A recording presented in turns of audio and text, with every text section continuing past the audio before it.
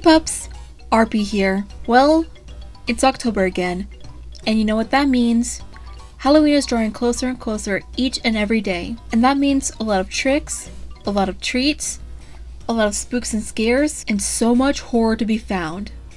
Movies, books, and video games. Horror games can conjure up a variety of emotions, from disgust and panic, to downright fear and the sense of being all alone. Today, I'm going to list the top 5 horror games. Keep in mind that this is my own list, and I'm listing off the games I feel like are the scariest in the horror genre. I would recommend you hurry and get some adult diapers, cause you're gonna crap and pee yourself from fear if you ever decide to play these games. If you have a horror game that you thought should have been on this list, be sure to leave it in the comments below. That being said, grab your plushies, blankets, and all game controllers and handheld consoles, and let's begin this list.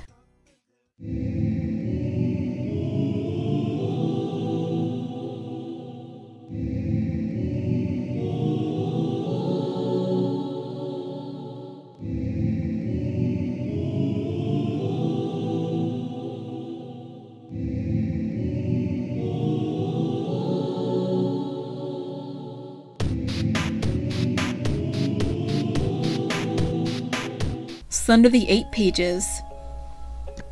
Based on the very popular creepypasta, Slender the 8 Pages is a game where you, the player, must find all 8 pages before the Slender Man gets you. Whether or not you retrieve all 8 pages, Slender Man still finds you and captures you, so you're screwed either way. The reason why it's in the number 10 spot, it wasn't as scary as it was back in the early 2010s. And the jump scare, well, it's a little bland. Like, really bland. The real terror is Slender the Arrival, but unfortunately, it's not on this list. But unlike Slender the Arrival, Slender the 8 Pages is free to play. If you're brave enough to play it, that is.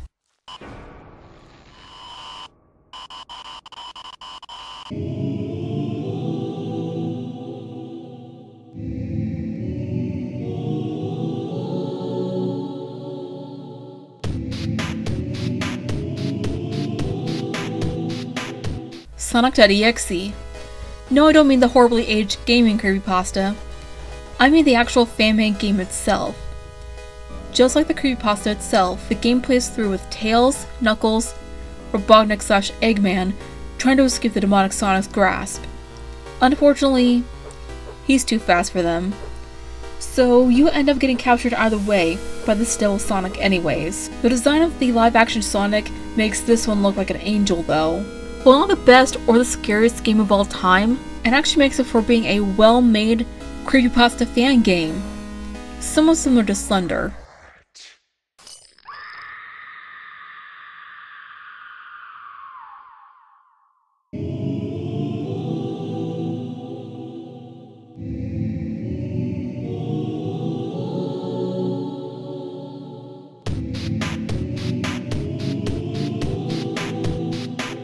Doki Doki Literature Club.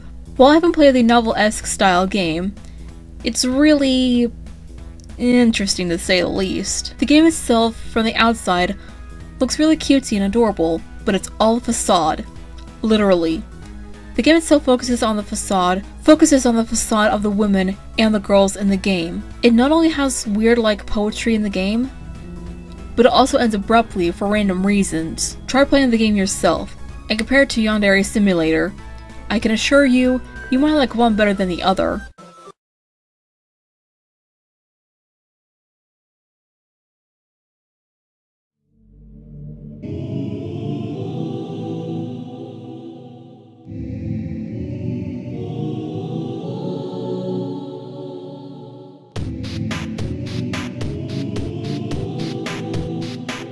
Yandere Simulator. Speaking of which, Yandere Simulator is seen more as a horror game rather than a cutesy anime girl game. And for this one, I'm separating the art from the artist, while Yandere Dove is a true asshat of game development. The game itself shows how creepy some relationships can get.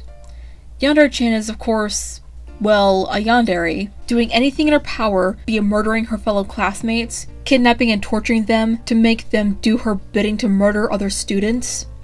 Demonic possession, she'll go all out to please and win her senpai's heart. Of course, IRL yanderes will do the same thing to get the true senpai they want, but be warned that this game is just a game, and relationships like the ones in Yandere Simulator are not normal. This can't be happening! Somebody, help! Help! No, wait. No senpai could never love me.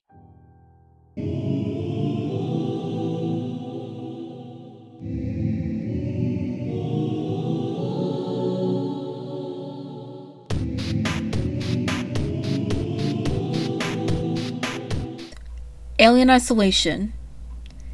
Based on the popular movie Alien, Alien Isolation focuses on the main character Amanda in the derelict space station in search for her mother. There's just one tiny detail that needs to be noted, and people should have warned her about. The xenomorphs and the people in the station are trying to kill her. Unfortunately, no matter where you hide, what you do, or how fast you run, you can't fight back or run for your life from the xenomorphs, or from the murderous humans in the station.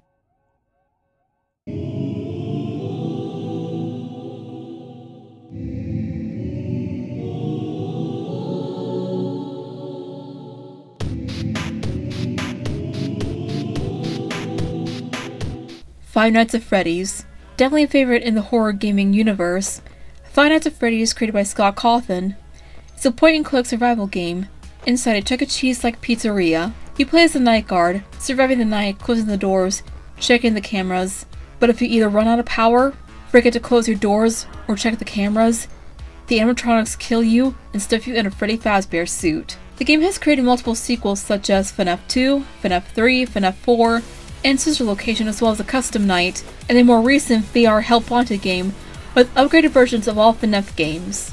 And it's getting a film sometime in between 2020 or 2021. I don't know about you pups, but I'm excited for it.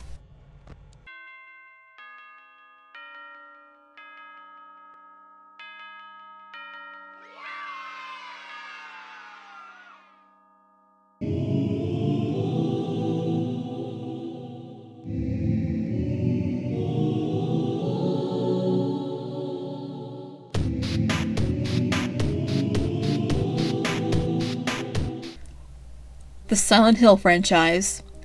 Just the entire franchise itself as a number 4 spot. Silent Hill has a ton of scary imagery that might even top the scares in both Amnesia and Five Nights at Freddy's combined. With more freakouts and panics when you face monsters in those games, rather than the ones in Eternal Darkness, Sanity's Requiem. Okay, Eternal Darkness is still creepy, but Silent Hill tops it due to how batshit crazy the Silent Hill franchise is. Hell, there's even movies about Silent Hill. Also, Pyramid Head is the creepiest out of all the Silent Hill monsters.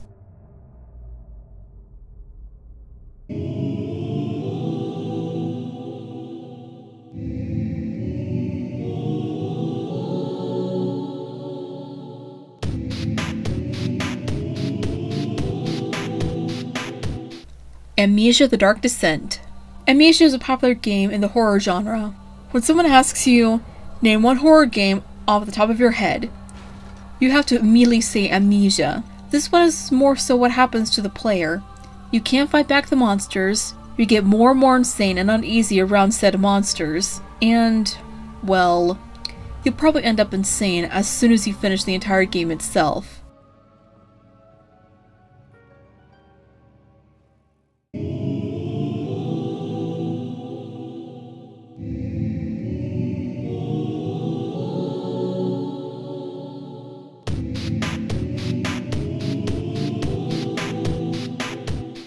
Bendy and the Ink Machine.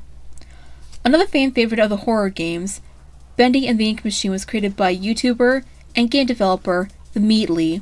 Bendy and the Ink Machine is his magnum opus of all time.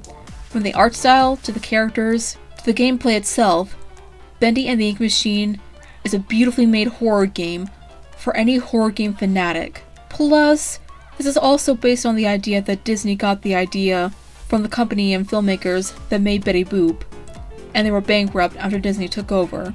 Also, need I mention the horrific Bendy monster near the end of the game? There's a sequel coming out at the time of scripting this, and I can happily say that I'm very excited for it.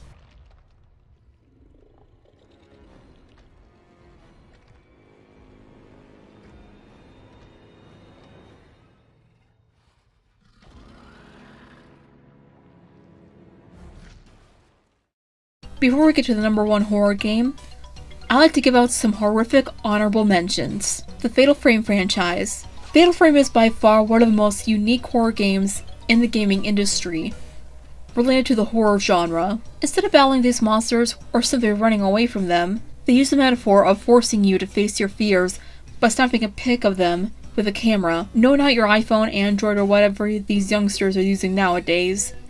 I made a camera like this one. This is the only way that defeats the demons, monsters, ghosts, and ghouls you face in the entire game as a whole. Eternal Darkness, Sanity's Requiem. A horror game into the Nintendo console, the GameCube.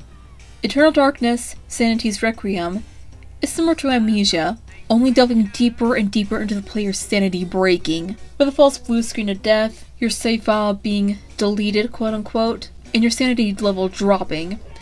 The player starts to see things that aren't there, and the sounds from the game delivering such scares are more clarified. Surprising that Nintendo would allow a game like this to be on one of their consoles back in 2002, when they could barely even mention a game like Conker's Bad Fur Day, the year prior to Eternal Darkness. The Outlast franchise. Last but certainly not least, Outlast and its sequel are the most frightening games in the horror genre. What makes this game so horrifying is the player can't fight back the monsters. Just like with Amnesia and Alien Isolation, you rely on a camera that constantly runs out of batteries, which shouldn't be that hard or scary of a task. Its sequel serves no better, thanks to the religious involvement of the main character's past, and the song "Oh Be Careful Little Eyes" being sung by the head of the school and the girl the protagonist was friends with before she died, with the girl's voice obviously being scared. And don't get me started on how much freakier Outlast 2 is. There's a Father up above, and he's looking down in love, so be careful. Little hands, what you do.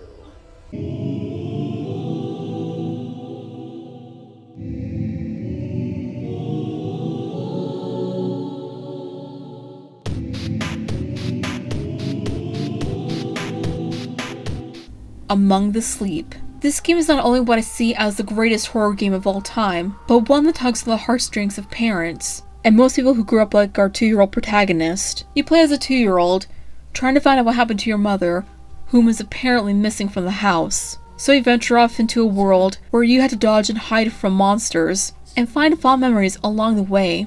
And the only comfort you have is Teddy. No, not that Teddy. Your plush teddy bear named Teddy. Spoiler for the end if you haven't played it. The monsters apparently are the alcoholic mother and the mysterious father. The parents are apparently going through a divorce, and the mom is trying her hardest to keep the baby. But apparently, she has a drinking problem. This is one of the games I feel is the most relatable, seeing as how I grew up with both of my parents getting a divorce. But my mom was never drunk, thank God. Stay away from me! I'm sorry. I never meant to. It's too much.